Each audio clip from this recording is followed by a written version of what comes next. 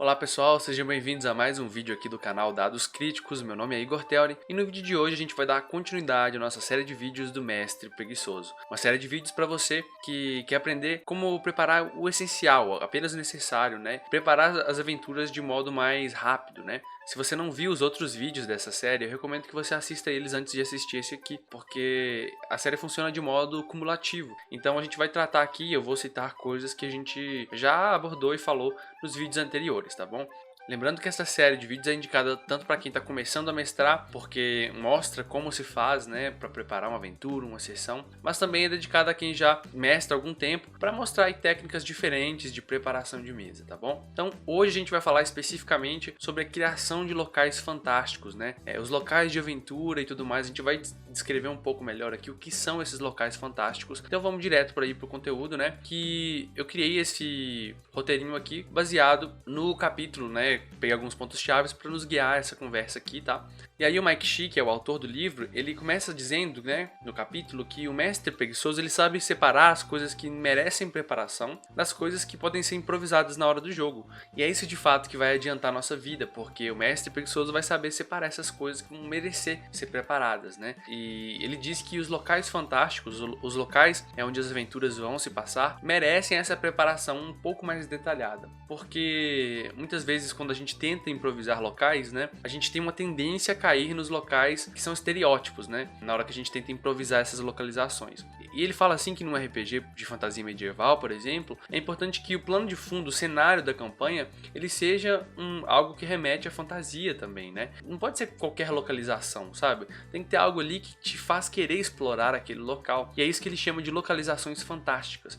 Ele coloca algumas características que são fantásticas nessa localização. E ele vai ensinar a gente como fazer isso. Ele também diz que os locais fantásticos são áreas, né? Então ele não vai ser uma cidade inteira, porque aí, beleza, você pode fazer uma cidade inteira que seja fantástica e tal. Mas o que ele está se referindo como locais fantásticos é aquele local onde vai se passar uma batalha, por exemplo, onde vai se passar uma cena da campanha, uma conversa, uma exploração social ou do espaço mesmo, né? Então é como se ele funcionasse como um plano de fundo para uma cena. Imagina um teatro, né? Eu gosto de imaginar dessa forma. Então você tem os atores que são principal ali e que estão dando vida à peça, mas você tem um plano de fundo, né, que é aquele background que é importante quem está assistindo se sentir imerso também, para os atores também de certa forma, né? Então ele coloca aqui numa masmorra, por exemplo, cada parte ou câmara dessa masmorra pode ser um local fantástico separado, né? Inclusive ele vai falar depois como criar masmorras usando esses locais fantásticos, beleza? Então, mas é importante pensar nesse local fantástico como sendo uma área, um espaço ali que eles podem explorar, mas não algo gigantesco como um mundo, tá?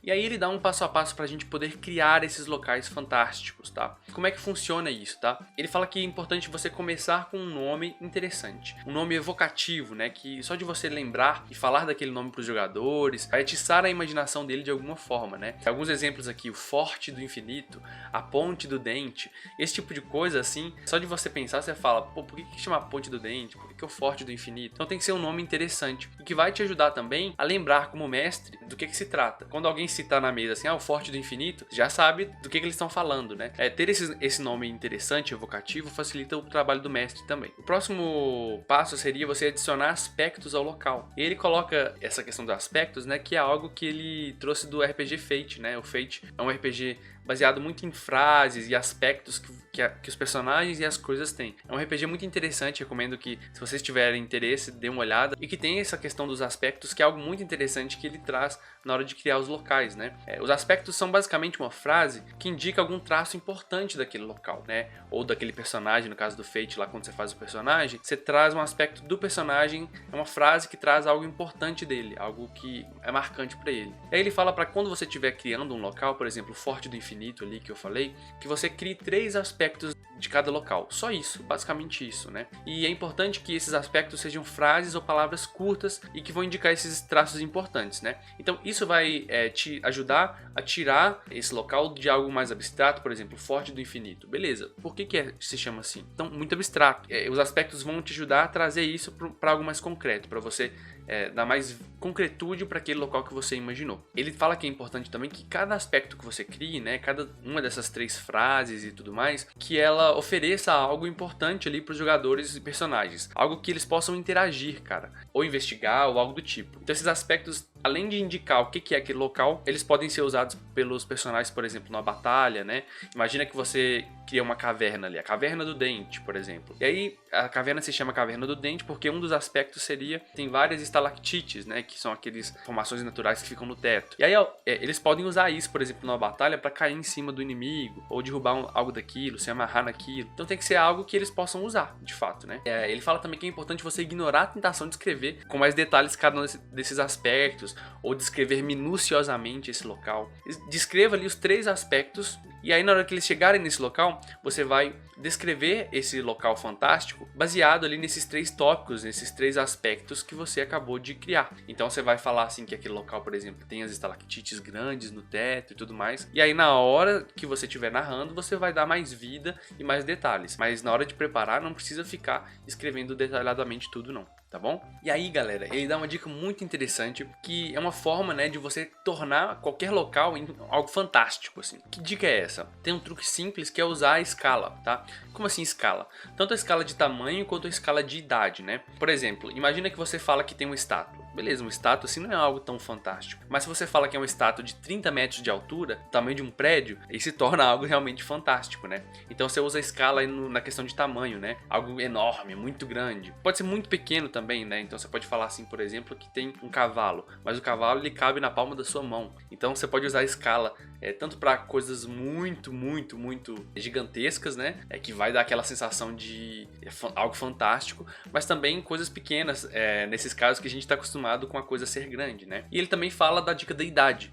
Então, se você fala ali que tem uma cidade, beleza. Mas e se a cidade ela tem mais de 1000 anos? Se é as ruínas milenares de uma sociedade que existiu? Então, esse tipo de dica, né, de usar tamanho e idade é algo que ajuda bastante a tornar alguma coisa fantástica. Tente sempre apelar para o fantástico, para algo que a gente não costuma encontrar normalmente. Posso dar um exemplo para vocês, que é um local que eu coloquei no RPG lá que eu tô jogando na mesa com os inscritos do canal, em comemoração aos 1000 inscritos, né? Que é a Taverna Barranco, né? A Taverna do Barranco. E eu criei 3 aspectos para essa taverna. Primeiro eu dei um nome, que era um nome evocativo. Por que a taverna chama Taverna do Barranco, né? Segundo, eu coloquei que ela fica na beirada de um grande penhasco, um penhasco enorme ali, 200 metros de altura, né? Na beirada ali de um canyon.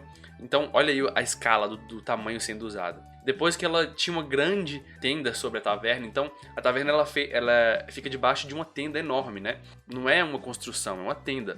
Que eles poderiam usar isso, rasgar a tenda, sei lá, derrubar a tenda. Eles podem usar esse aspecto, né, da tenda da mesma forma que eles podem usar, por exemplo, o fato da taverna ficar na beirada. Podem jogar alguém dali ou algo do tipo, né? E o outro terceiro aspecto, né, é que a taverna ela fica com vários níveis na terra, né? Então ela segue a formação natural do terreno, como se fossem vários degraus ali, por isso que se chama Taverna do Barranco. Então, com esses 3 aspectos que eu criei, eu já consegui criar uma taverna ali que foge um pouco do usual, né, e que são 3 aspectos que eles usaram, né, inclusive na batalha que teve lá nessa taverna. Então você pode assistir lá pra ver como eu descrevi essa taverna quando eles chegaram lá e tudo mais. Como que eles usaram esses aspectos ao bel prazer deles, né? E aí ele continua, né, falando que o número de localizações criadas, né, locais fantásticos que você vai criar, vai depender da duração do seu jogo, né? Você vai criar mais ou menos 2 para um jogo que vai durar, sei lá, 2 horas, né? Ou mais ou menos umas 5 para um jogo que dura 3. Então você pode variar aí de acordo com o grupo, né? Você pode testar e fazer isso. Mas criar essas localizações é algo que você não perde, né? Você pode criar várias e várias localizações e deixar guardado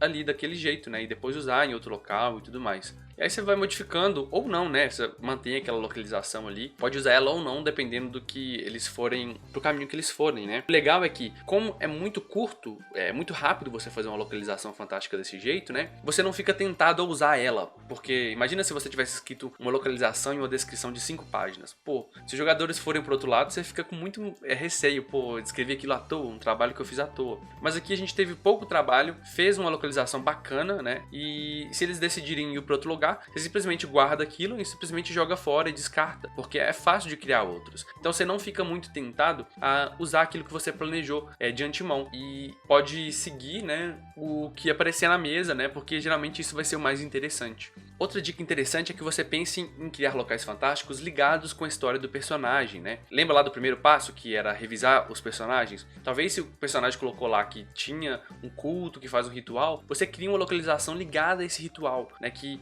vai estar ligado diretamente com a história do personagem. Então você vai trazendo cada vez mais a história deles, aquilo que os personagens e os jogadores criaram, no caso, né?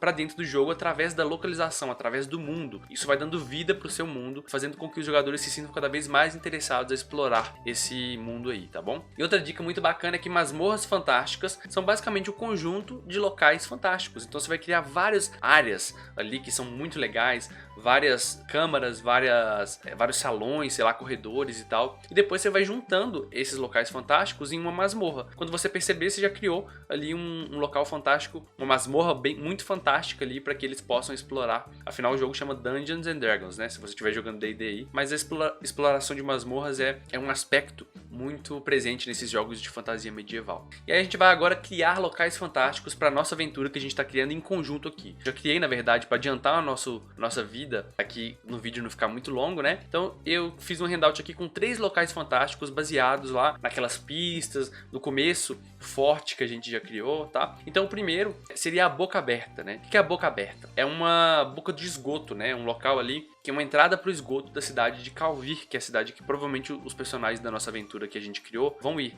Se você não tá entendendo isso que eu tô falando, assiste os vídeos anteriores, tá? Porque é importante, porque eu tô criando uma aventura aqui em conjunto com vocês, e no final essa aventura vai ser uma aventura que vocês podem usar aí à vontade, do jeito que vocês quiserem, para mestrar e tudo mais. Então a Boca Aberta tem uma entrada de esgoto ali, né? Então uma fraca correnteza de esgoto que dá pro rio. Então é como se fosse no subterrâneo da cidade ali, e a gente já sabe que tem um rio ali do lado da cidade, né? Da cidade de Calvir, que essa fraca correnteza do esgoto cai pra lá. Eles podem usar isso do jeito que eles quiserem. Tem barras de metal quebradas que parecem dentes na entrada dessa boca aberta, dessa entrada de esgoto, né? Que é alta, né? Tem mais ou menos uns 3 metros. Então fica parecendo uma boca mesmo, por isso o nome Boca Aberta. O terceiro, né? A abertura, sei lá, tem o tamanho de um túnel de trem. Então eu pensei em fazer uma abertura grande, uma entrada de esgoto, mas uma entrada grande. Então, novamente apelando aí pra questão da escala, né? Então, a Taverna Caneca Furada, né? Eu dei esse nome aí baseado lá no nosso servidor de Discord, né? Se você não conhece, o link tá na descrição. E a Taverna da Caneca Furada é um nome evocativo, né? Por que Caneca Furada, né? Uma das primeiras construções da cidade. Então, olha aí o antigo, né? Foi uma das primeiras construções da cidade de Calvir. Tem uma entrada de uma mina dentro da taverna. Então, ali dentro da taverna tem uma entrada de uma mina antiga que dá pro subterrâneo. E tem carrinhos de mineradores que parecem canecas. Então, vários desses carrinhos que entram nessa mina, que é uma entrada ali para uma mega dungeon que existe ali, uma cidade perdida debaixo da própria cidade de Calvir. E a terceira localização é a Praça da Espada. E aí um dos aspectos, né, que eu coloquei é que tem uma espada gigante cravada no chão, no meio da praça assim. Uma espada de um gigante, né, talvez muito antiga, já tá toda enferrujada e tudo mais, mas ela tá cravada no chão e meio que a cidade foi se construindo, essa praça foi sendo construída ao redor dessa espada grandona ali. E outra coisa é que tem olha aí a escala, muito, né, muita gente andando nesse local. Então, assim, a gente esbarrando, passando de um lado para o outro, né? E muito barulho de mercadores gritando, vendendo as coisas. Então quase não dá para conversar. É um local, ao mesmo tempo que você não consegue ter uma conversa sem ser na gritaria, mas é um local bom também para se esconder, né? Pessoas que estão fugindo ou algo do tipo, né? Se escondem no meio dessa multidão. Então eu criei 3 localizações fantásticas, né? Que eles podem visitar nessa primeira sessão de jogo ou algo do tipo, né? Depois em vídeos futuros eu mostro como eu coloco isso aqui, vou mostrar como que eu organizo minhas notas, né? Porque eu não organizo aqui no Roll20. Aqui eu só tô colocando nos handouts para ficar mais fácil de mostrar para vocês. Mas eu organizo minhas notas de outra forma que eu vou mostrar em vídeos posteriores, tá bom? Então voltando aqui pro nosso roteiro, vamos fazer aqui uma breve revisão do que a gente viu hoje, né? Só para lembrar de como se criar locais fantásticos para sua aventura. O primeiro ponto é criar nomes interessantes, né? E depois você vai criar 3 aspectos para cada local desse, né? Para cada localização que você está criando. Aspectos são frases curtas, né? Traços importantes daquele local. Planeje usar 2 ou 3 locais fantásticos por hora de jogo, né? Você pode tornar o local fantástico usando o tamanho, né? A escala, né? Tamanho e idade. Tente ligar a história dos personagens nos locais fantásticos, né? Para trazer a história deles para o jogo através dos locais, do mundo, né? E também crie masmorras conectando locais fantásticos que você criou. Então, olha que legal. essa dica aí, espero que tenha ajudado você, seja você mestre que está iniciando ou você, alguém que já mestrava, talvez cria de outra forma, né? O que vocês acharam? Queria ouvir a opinião de vocês aqui nos comentários, né? Então escreve aí nos comentários o que vocês acharam, se isso pode ajudar vocês ou não, né? O que vocês acham desse método, de pegar emprestado coisa de outro sistema, que é o Aspecto e tudo mais. Então, galera, se esse vídeo te ajudou, se inscreve no canal, curte o vídeo também, por favor, porque ajuda bastante esse feedback, né? E espero vocês aí no próximo vídeo aí, vou deixar outros 2 vídeos na tela para você assistir, se você tiver interesse. Abraço!